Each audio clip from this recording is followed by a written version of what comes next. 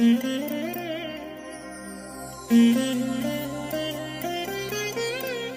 దినం పరము నుండి దిగివచ్చు మాట. ఇది నీ జీవితానికి వెలుగుల బాట. నీ ఒడిలో ఉంచబడిన దీవెనల మూట, అద్భుతాల ఆనంద ఊట.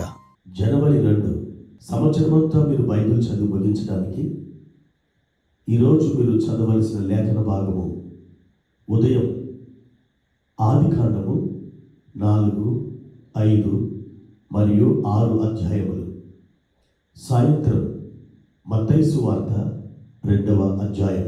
క్రీస్తునందు నాకు అత్యంత ప్రియమైన దేవుని బిడ్డలారా, దేవుని పరిశుద్ధ నామములో మీ అందరికీ నా ప్రశస్తమైన వందనాలు తెలియజేస్తున్నాను. ఎలా ఉన్నారు దేవుని బిడ్డలారా? బాగున్నారు కదూ? మరొక నూతన వసంతంలోకి ప్రభు మనల్ని చేర్చి తన యొక్క నమ్మకత్వాన్ని, తన యొక్క విశ్వాస్యతను మన ఎడల ఆయన చాటుకున్నాడు. ఆయన ఎంతైనా నమ్మదగిన దేవుడు. ఆయన మనల్ని ఎంతో ప్రేమిస్తున్నాడు. ఆయన ప్రేమకు అవధులు లేవు. అట్టి అద్భుతమైన ప్రేమ మనకు దేవుడు అనుగ్రహించి ఉన్నాడు. ప్రియమైన దేవుని బిడ్డలారా, ఈరోజు ప్రభువారు మనతో మాట్లాడవలనని ఒక మాటను మన ఎదుటికి ఆయన తీసుకుని వస్తున్నాడు.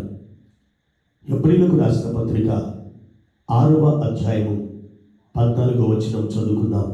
నిశ్చయముగా నేను నిన్ను ఆశీర్వదింతును, నిశ్చయముగా నిన్ను విస్తరింపజేయుదును. ప్రియమైన దేవుని బిడ్డలారా, ఆశీర్వదించాలని, మనల్ని విస్తరింపచేయాలని దేవుడు ఎంతగానో కోరుచున్నాడు. ఆశీర్వదించడం ఆయనకు ఎంతో ఇష్టం. మనం ఆయన పిల్లలముగా ఆయన సమృద్ధి అయిన దీవెనలు పొందుకొని ఆయన పరిశుద్ధ నామం ఘనపరచబడుటకై ఆయన మనల్ని దీవెనలతో ఎదుర్కొంటూ ఉన్నాడు. ఈ నూతన సంవత్సరంలో మిమ్మల్ని ఎన్నో అనుభవాల గుండా ఆయన తోడుకొని వెళ్ళబోతున్నాడు. ఆయన తన యొక్క నమ్మకత్వాన్ని మీ ఎడల ఆయన రూఢిపరచబోతున్నాడు. 128వ కీర్తన 5వ వచనం ప్రకారం ఆయన సియోనులో నుండి మిమ్మల్ని ఆశీర్వదించాలని ఆశపడుతున్నాడు. హగ్గయి గ్రంథం 2వ అధ్యాయము 19వ వచనం ప్రకారం అయితే ఇది మొదలుకొని నేను మిమ్మలను ఆశీర్వదించదను అని వాగ్దానం చేస్తున్నాడు. ప్రియమైన దేవుని బిడ్డలారా, ఆశీర్వాదం లేని జీవితం అదొక శాపగ్రస్తమైనది. అటువంటి శాపం తన పిల్లలు ఎంత మాత్రం కూడా అనుభవించకూడదని ఆయన కోరుతున్నాడు. ఈ దినాల్లో ఎంతోమంది బిడ్డలు వ్యాధులతో, ఆర్థిక ఇబ్బందులతో, చీకటి సమస్యలతో, రకరకాల నొప్పులతో ఎంతో వాళ్ళు బాధపడుతున్న పరిస్థితులు మనం చూస్తున్నాం. అయితే దేవుని వాగ్దానం ఇంకా మీ కొరకు నిలకడ కలిగినదిగా ఉన్నది. ఆయన దగ్గరికి వచ్చి, ప్రభువా, నీవిచ్చే ఆశీర్వాదాన్ని నేను పొందుకోవాలని ఆశపడుతున్నాను, నీవు నన్ను ఆశీర్వదించు నాయనా అని మీరు హృదయపూర్వకంగా ఆయనను అడిగినప్పుడు, ప్రియ దేవుని బిడ్డలారా, మీరు నిశ్చయముగా ఆశీర్వదించబడతారు. ఎబ్బేజు కూడా దేవుణ్ణి అడిగాడు కదా, నీవు నన్ను నిశ్చయముగా ఆశీర్వదించుము అని ఖచ్చితంగా ఆయన ప్రార్థన చేశాడు. మీరు కూడా అదే విధంగా ఆయన అడగండి. యబ్బోకు రేవు దగ్గర యాకోబు కూడా నీవు నన్ను ఆశీర్వదించుతునే కానీ నిన్ను పోనీయను అన్నాడు.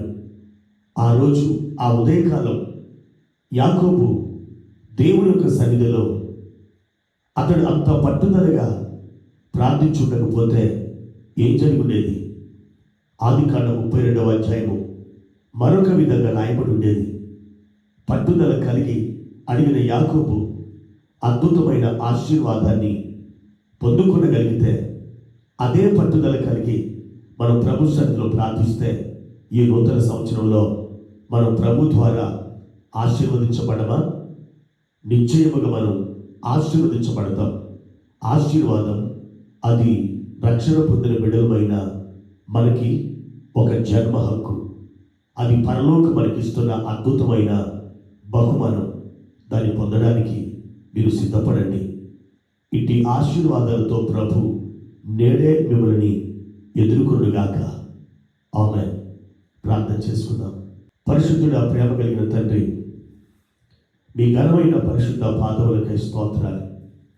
ఈ ఉదయకాల సమయంలో మీ ఘనమైన నామాన్ని స్తుతించి మహిమపరుస్తున్నాం. నీవు మమ్మల్ని ఆశీర్వదించడానికి ఎంతో ఇష్టపడుతున్నాం.